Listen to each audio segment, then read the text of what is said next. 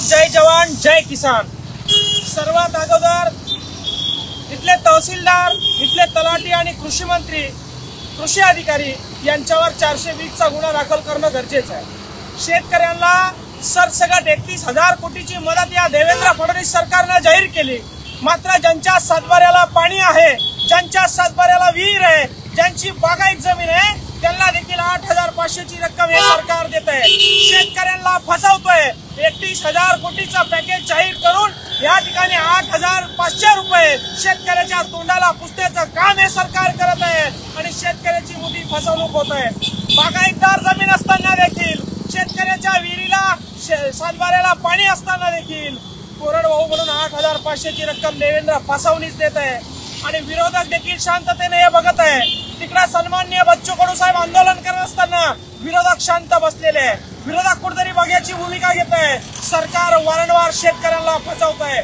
ज्या शेतकऱ्याच्या सातबाऱ्याला पाणी आहे, स्वतः सरकारने विहीर दिली आहे 5 लाखाची, स्वतः सरकारने ओला केलाय सातबारा, स्वतः सरकारने सातबाऱ्यावर विहीर दिली आहे आणि त्या विहिरीला कोरडवाहू म्हणून 8,500 रुपयाची बोलवण या ठिकाणी हे सरकार करत आहे।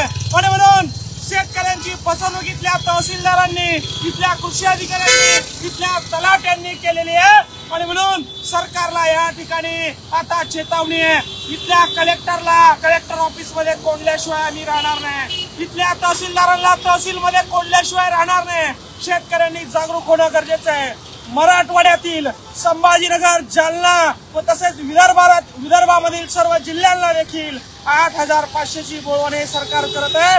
ही सरकार शेतकऱ्यांची अक्षरशः फसवणूक करत आहे। एकीकडे 31,500 चा पॅकेज घेऊन 8,500 रुपये देत असेल तर याच्यामध्ये देखील सरकार भ्रष्टाचार करत आहे। फडणवीस मोठ्या IT मध्ये सांगत आहे, भूषण मारत आहे, आम्ही असे पैसे दिले, आम्ही बँकांना दिल्यापेक्षा शेतकऱ्यांच्या खात्यात दिले।